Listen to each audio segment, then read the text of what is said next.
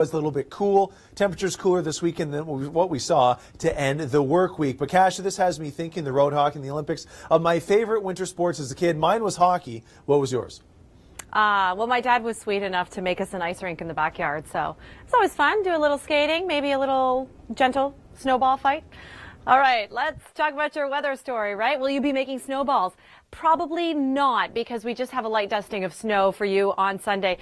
Hardly even, because then high pressure is coming into place and we could very well have a nice and sunny day, but colder tomorrow than it was today. So today -6 was our daytime high. Toronto tomorrow closer to -10, but feeling much, much colder with the winds. Here's our next system. That's going to be a part of our weather story on Tuesdays. We're heading back to work and back to school. It could be a really messy ride in, and we'll keep you posted on that as we get a little bit closer. Meantime, temperatures, they are dropping this evening down to about -10 in the city of Toronto and areas in and around the GTA. Much the same, really, with the next 7 days looking like this. You will notice a little bit of a warm-up. 2 degrees come Wednesday, Thursday, 4 degrees. Can you believe it, right? You'll also notice that, cloudy conditions, right? And that's kind of normal for this time of year. But why, right? There is science behind that weather, and here's our latest installment. More traction. And you really could use those winter tires, especially on your Tuesday morning commute. Kasha Bedurka with you here Saturday night in the GTA. Thanks for making us a part of your weekend. All right. That low, by the way, is a big concern for our friends in the East Coast. We're sitting it out. This low pressure system hardly going to give us a dusting of snow. Kitchener and south could be seeing some active weather. This area of low pressure, this low, could really be a problem for us. Moving into the GTA through the overnight on your Monday, so family day. But then as we're heading back to work and back to school, we could be picking up a lot of moisture with that. So just a heads up, a little far in advance to tell you exactly what you can expect with it. But again, a heads up with that. So we have got temperatures dropping yet again. Today was almost spring-like, wasn't it? Almost. It almost felt like that from my car. Purples means cold. So it's getting colder, obviously, through the evening and the overnight. Sunday morning, also very cold. We've got the purples infiltrating southern Ontario yet again. So temperatures around the -15 mark. So yeah, it's going to be another cold next few days. But guess what? In the days that follow, we've got temperatures closer to the freezing mark. So there's some good news.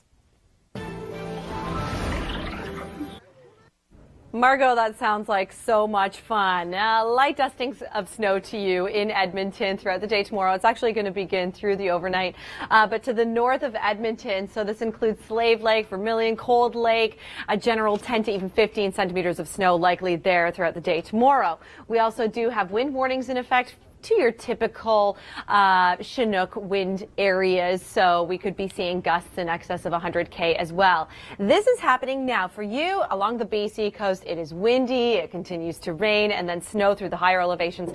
Some places, I'm talking to you, Whistler, could pick up 30 to 50 centimeters of snow in the next 24 to 48 hours. But this is your wind warning, so parts of Van Island, Vancouver proper as well, gusts up to 100 tonight. It should be subsiding throughout the day tomorrow, but then we just have low pressure system after low after. You get it, right? Very active. Sunday looks like this across the country, so pretty much sandwiched between 2 low pressure systems on either side. And we're now looking at video from Winnipeg. This is the Festival de Voyageurs, and it's all about, snow sculpting, right? And now going from man-made snow sculptures to something really neat that Mother Nature made herself. Crystal Beach on Lake Erie doesn't typically have so many visitors, well, this time of year. And if you're wondering what they're all looking at and taking photos of, it's Mother Nature's latest creation, ice caves, or what's known as the phenomenon, shove ice.